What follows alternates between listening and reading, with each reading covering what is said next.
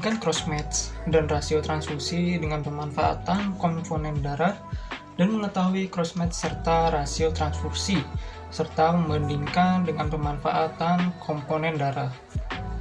Penelitian ini dilakukan untuk menggunakan stok darah lebih efisien dan pengurangan pemborosan karena kadaluarsa komponen darah, untuk mencegah pencocokan cross-match yang tidak diinginkan sebelum operasi dengan menghitung berbagai indeks pemanfaatan darah. Kemudian penelitian ini merupakan penelitian yang prospektif yang dilakukan di blood bank selama 1 tahun. Sumber data berasal dari formulir dan daftar pasien yang menjalani prosedur efektif di rumah sakit yang dipesan darahnya. Indeks pemanfaatan darah dihitung dengan persamaan perbandingan silang terhadap transfusi rasio C/T, atau jumlah pencocokan silang unit per jumlah unit yang ditransfusikan. Rasio kurang dari 2,5 dianggap indikasi penggunaan darah yang signifikan.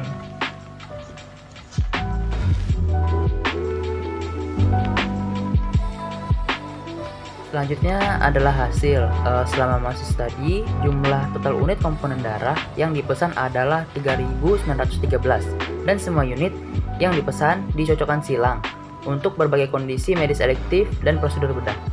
Total unit komponen darah yang ditransfusikan ke pasien di berbagai departemen adalah 2.403. Mayoritas pasien adalah perempuan dengan 2.503 atau 64%, dan laki-laki itu 1.410 atau 36%. Usia pasien berkisar antara 18 sampai 60 tahun. Jumlah pasien terbanyak pada kelompok umur 46 sampai 60 tahun. Di angka 51,9%. Diikuti dengan 31 sampai 45 tahun itu 30%, dan 18 sampai 30 tahun yaitu 18%. Kelompok usia 46 sampai 60 tahun yang 51% itu telah menerima transfusi darah dalam jumlah maksimal.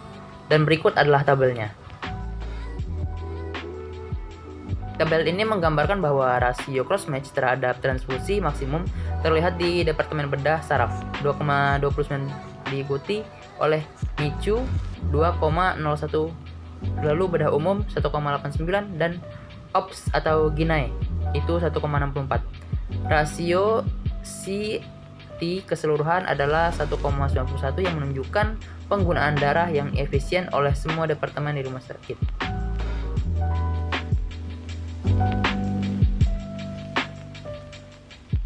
Selanjutnya sesi diskusi. Penggunaan yang tepat dari darah atau komponen darah adalah praktik yang sangat hemat biaya, tetapi memegang unit darah untuk operasi elektif dan kemudian tidak mentransfusikan darah yang diminta menambah biaya pengujian untuk pasien dan membebani bank darah. Penelitian ini dilakukan untuk menganalisis rasio C/T yang 1,91. C/T rasio tidak melebihi 2,5 untuk salah satu departemen di pusat kami, yaitu GVDS, bedah syaraf, bedah umum, dan OPS dan ginekologi. Dan masing-masing adalah 2,01, 2,29, 1,89, dan 1,64. Rasio C/T yang dihitung untuk berbagai departemen ini sebanding dengan penelitian yang dilakukan oleh Kusal et al. Yang melaporkan rasio C/T untuk departemen di atas masing-masing adalah 1,9, 2,2, 0,5, dan 2,2. Dan secara keseluruhan, rasio C/T adalah 1,8. Pradiut et al. Juga menemukan bahwa rasio C/T keseluruhan yang dihitung tidak melebihi 2,5.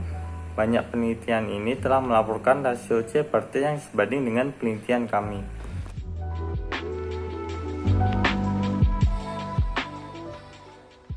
Kesimpulannya, transfusi darah adalah tindakan penyelamatan hidup dalam berbagai kondisi medis dan bedah.